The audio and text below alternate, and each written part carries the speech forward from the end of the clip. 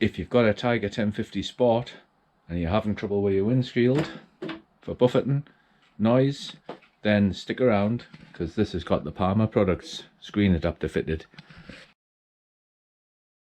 I've got a 2016 model, so it's slightly different to the 2013 model, but I've had this attached. Makes no difference to the wind noise. This is by far the worst bike I've ever had for wind noise. It buffets your head round like mad, and I've got a video of me on the road, so we'll cut to that and then we'll get back to the Palmer Products. The wind buffeting at motorway speeds is pretty bad. It's all around the top of your head.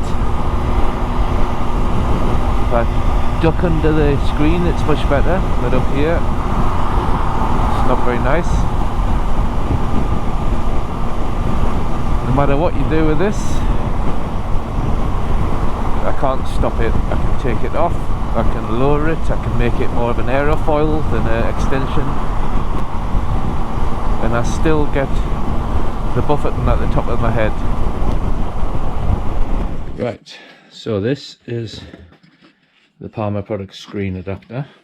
I've paid for the accessory bar because on the 2016 model there's precious little room to fit anything on the handlebars, and this is quite a nice sturdy metal finish, good fasteners, looks a good quality piece of kit.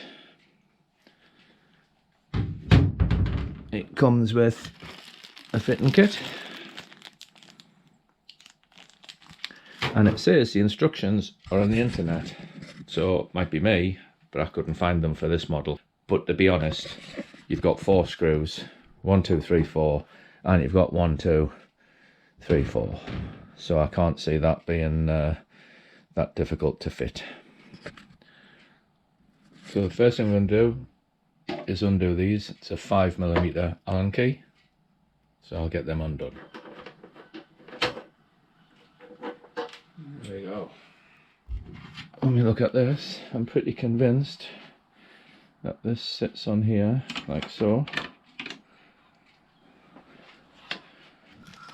There's 2 sizes of Allen key.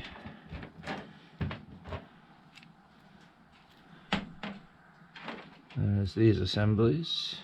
How many of them are there? 3, 4 of those, and 4 of these.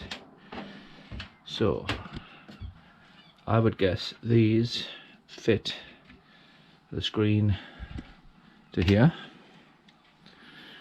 and these fit the screen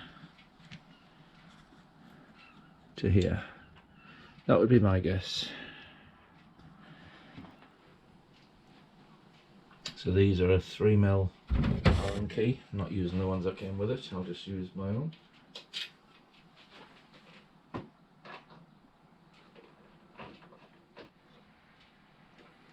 Right, so no particular torque settings, but just done it so they're fairly tight. So that is that on there, and we should still be able to adjust the screen, which we can. Okay, so based on the fact that one doesn't fit in the recesses on the front of the screen, but this one does, then this one goes through the top, then it goes through this one behind the screen with the washer.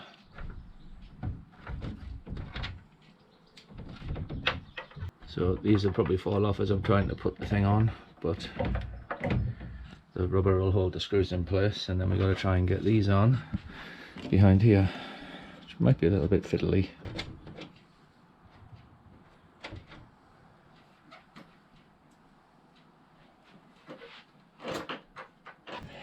Bit of a manual dexterity challenge there to get that done, but next one to do, and then we'll tighten it up.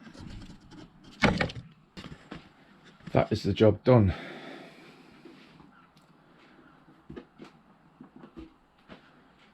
That feels nice and sturdy. And there's the accessory bar. Easy to operate with one hand while you're on the move. Next job is to set it up and give it a test by loosening these thumb wheels.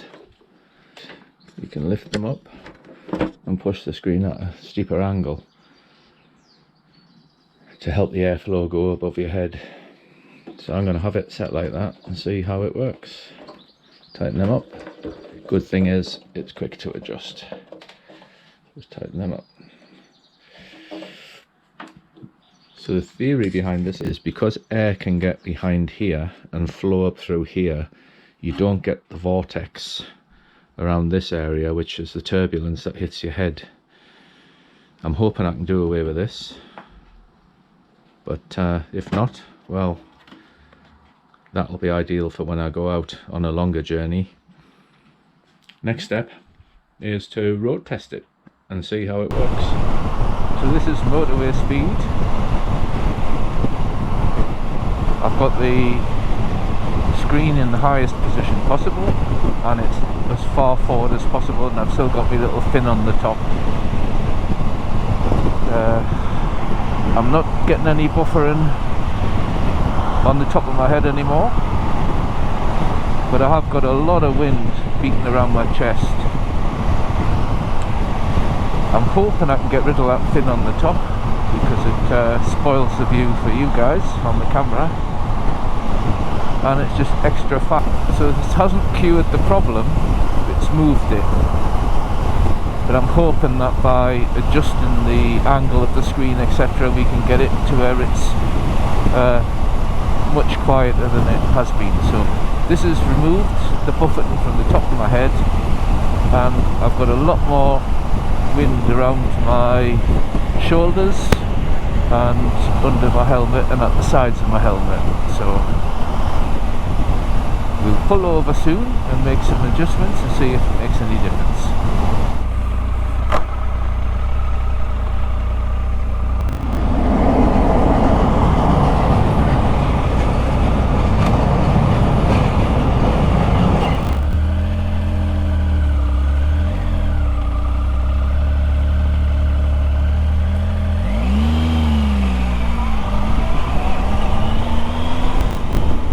So I've lowered the screen and I've put this thing virtually horizontal.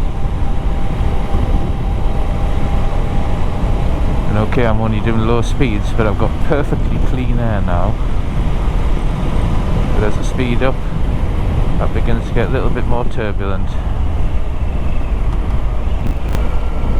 Alright, let's just pull over here and adjust that screen.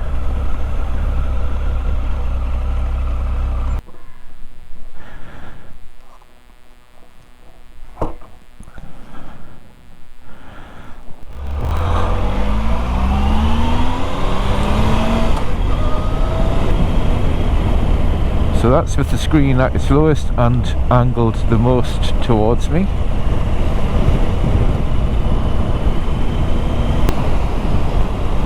So with the aerofoil up, I'm getting a little bit of what I would say booming at the top of the helmet. But at lower speeds it's even quieter than it was with it down.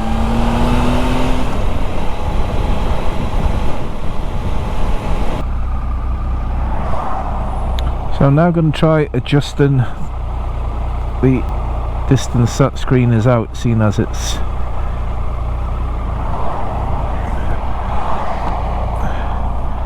not got the little winglet on anymore.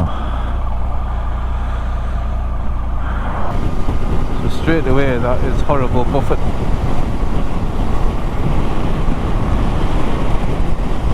Push the screen all the way down, and yep, that's not nice.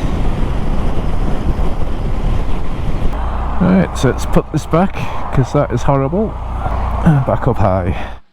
So what's the verdict on the Palmer Products screen adapter?